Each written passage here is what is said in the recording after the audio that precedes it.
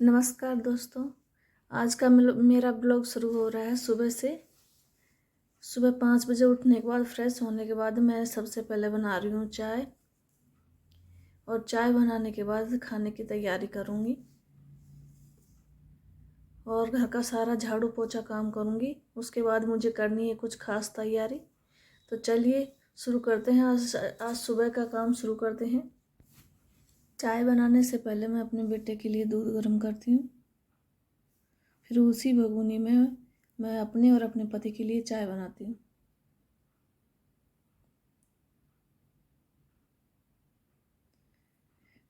जैसा कि आप सब लोगों को पता है कि नवरात्र आने वाले हैं, तो मैं कुछ दिनों पहले ही नवरात्रों की तैयारी शुरू कर देती हूँ। तो सारी व्यवस्था देखती रहती हूँ कि कौन सा सामान मेरे पास है और कौन सा मेरे को मंगवाना है। माता की सारी चीज़ें मैं पहले ही व्यवस्था करके रखती हूँ, क्योंकि अब ये कनागत चल रहे हैं तो बाहर से सामान तो बाद में लेके आऊँगी। जब पितृ पूजा हो जाएगी 14 तारीख के बाद शाम को लेके आऊँगी, लेकिन उससे पहले घर में मेरे पास कौन सा सामान है और कौन सा नहीं है ये मैं आज चेक करके रख लूँगी और लिस्ट बना लूँगी कि मेरे को कौन सा सामान लेके आना है। तो मैं अपने दिन की शुरुआत करूँ। सबसे पहले अपने चाय बनाती हूँ। चाय बनाने के बाद खाना पीना का काम करूँगी। उसके बाद पूजन की सामग्री इकट्ठी करूँगी। एक औरत के काम की शुरुआत रसोई से शुरू होती है। रात को रसोई में ही जाके ख़त्म हो जाती है। चाहे वो नौकरी पेशा इंसान हो या कैसा भी हो, लेकिन उसका पहला काम रसोई में घुसना है और आखिरी में रसोई में काम ख़त्म करना ही है। एक गृहिणी की यही पहचान है, अच्छी गृहिणी की ना। चाय मेरी बन गई है और इसको पीकर मैं अपना काम ख़त्म कर रही हूँ। बर्तन लगभग मैं सारे रात को ही साफ़ करके सोती हूँ, लेकिन कुछ बर्तन जैसे दूध हम रात को खाना खाने के बाद पीते हैं तो दूध के बर्तन हो जाते हैं सुबह चाय के। तो उनको करने के बाद मैं झाड़ू लगाऊंगी सारे घर में। सबसे पहले झाड़ू मैं अधिकतर बाहर का ही लगाती हूँ, क्योंकि बाहर छत पे धूप जल्दी आ जाती है, तो पहले झाड़ू वहाँ लगाती हूँ। लेकिन आज थोड़ी रिलैक्स है क्योंकि बच्चों का टाइम चेंज हो गया है स्कूल का, तो पहले घर के भीतर लगा के फिर बाहर लगाने जाऊंगी। अभी सुबह के 6 बजे हैं लगभग और मेरा लगभग झाड़ू सारा हो गया है। सारे घर में झाड़ू लगाने के बाद फिर मैं करूँगी खाने की तैयारी। और इस बीच में झाड़ू मैंने लगा दिया है तो पोछा भी लगा ही देती हूँ।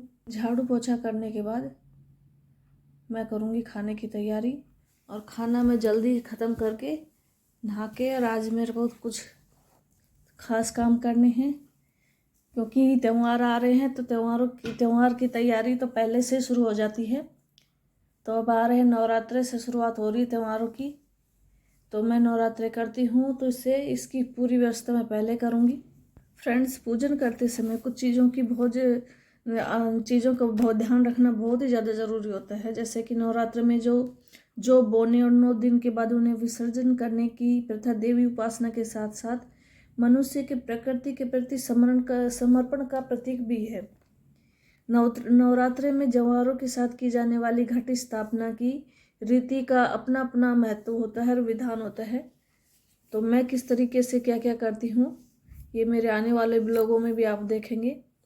फिलहाल जो कुछ चीज़ों की व्यवस्था मैं बहुत ध्यान से रखती हूँ, उनमें है कुछ आवश्यक चीज़ें जिन देवी पूजन के लिए कुछ चीज़ें बहुत ज़्यादा ज़रूरी होती हैं, जैसे जल कलश और चंदन, श्रृंगार का सामान, कुमकुम, हल्दी, मेहंदी, गुलाल, अक्षत, मौली, फूल, इत्र, लौंग, इलायची और पान के पत्ते, कपूर, धूप, दीप। ये कुछ चीज़ें हैं जो लगभग सभी लोग ये पूजन में रखते हैं और ये बहुत ज़रूरी होते हैं। तो मैं भी इनकी लिस्ट बना रही हूँ मंगवाने के लिए। और चीज़ों का अपना ही एक महत्व है। जैसे जल कलश से गंगा जल की कुछ बूंदें और अक्षत डालकर इसे वरुण कलश बनाया जाता है। इससे पवित्र जल से ही देवी की पूजा की आराधना की जाती है। चंदन पीला व लाल चंदन दोनों ही देवी को अर्पित करने से परेशानियां दूर होती हैं। श्रृंगार प्रतिमा पर विभिन्न प्रकार की श्रृंगार सामग्री चढ़ाने की परंपरा है। कुमकुम अखंड सौभाग्य का सूचक ये देवी पूजन सामग्री का अभिन्न अंग है। हल्दी पूजा में हल्दी को औषधि के रूप में स्थान प्राप्त है। कुमकुम के साथ इसका भी देवी को तिलक लगाया जाता है। मेहंदी सौभाग्य और समृद्धि देने वाली है। इसके साथ देवी पूजा पूर्ण मानी जाती है। और अक्षत देवी पूजा का पूर्ण फल देने वाला हविष्य हवन में प्रयोग लाए जाने वाला अन्न देवी की पूजा में महत्वपूर्ण है। मौली पूजा में इसका प्रयोग उपवस्त्र के तौर पे होता है। पूजन के बाद रक्षा सूत्र के रूप में कलाई पर भी बांधा जाता है। ये फ्रेंड्स, साथ साथ मेरा घर का काम भी चलता जा रहा है। मैंने दूध गर्म करने के लिए भगोनी में डाल दिया है और इधर मेरी सब्जी की तैयारी चल रही है। जैसे ही मेरी सब्जी और रोटियों का काम, ये खाना पीना हो जाएगा, इसके बाद मैं नहाकर अपने पूजन की सामग्री की जांच करूँगी। कौन सा सामान मेरे को देखना है, कौन सा लेना है। आज बना रही हूँ मैं चपल कद्दू की सब्जी।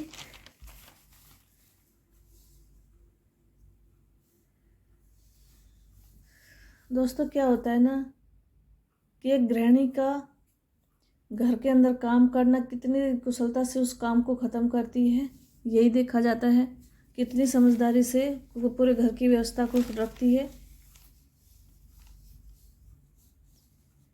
और व्रत त्यौहार आते हैं तो उसी हिसाब से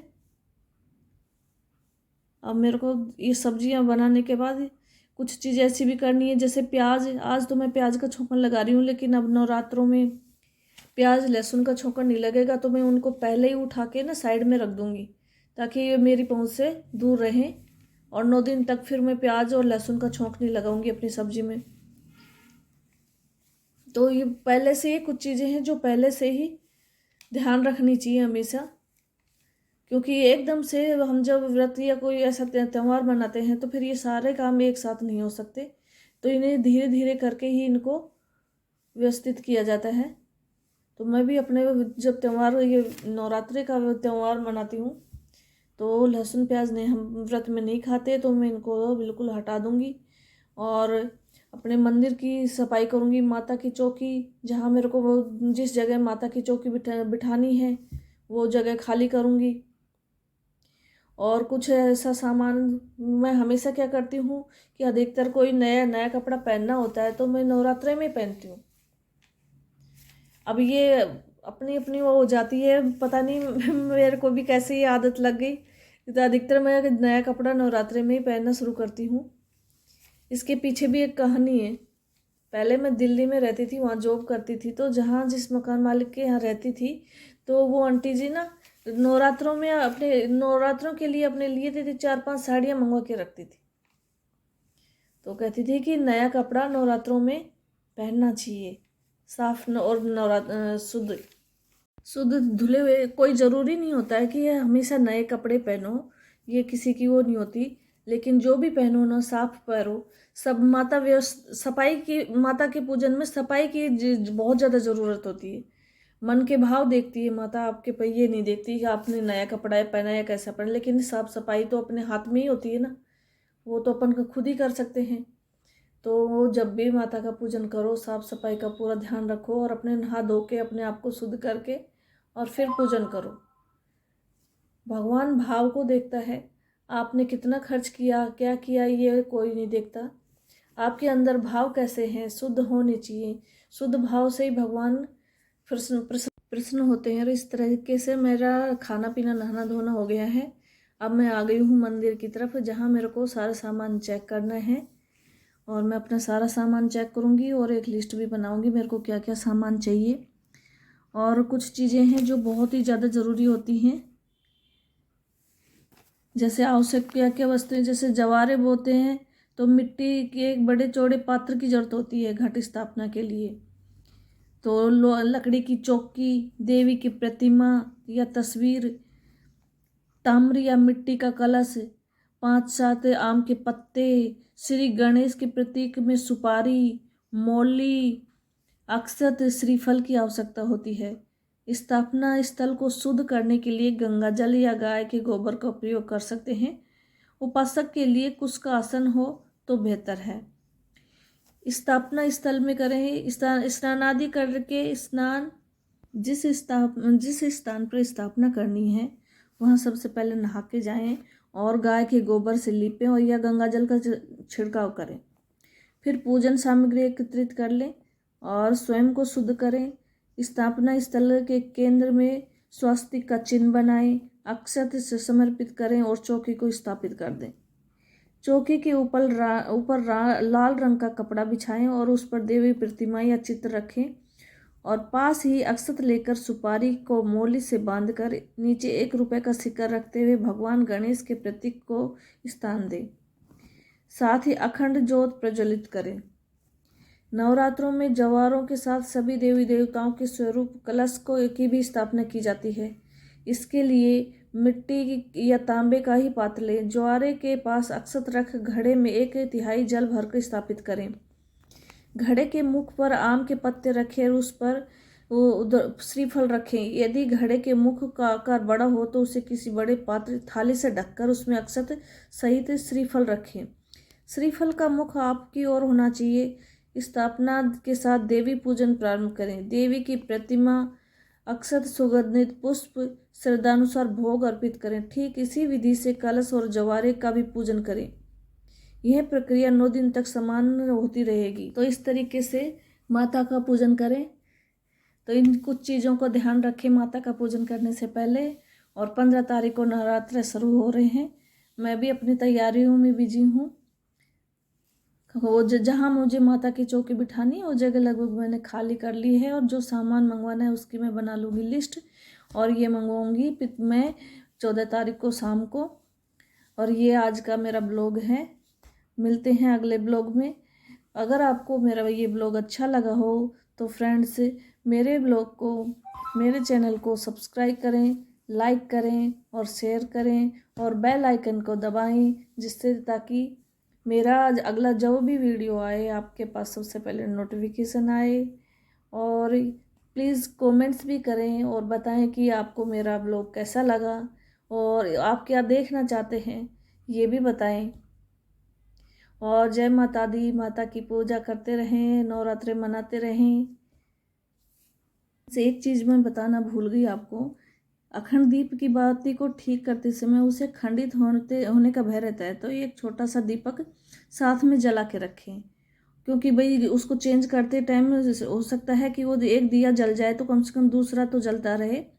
तो ये अखंड ज्योत का दिया चेंज करते टाइम ध्यान रखना है।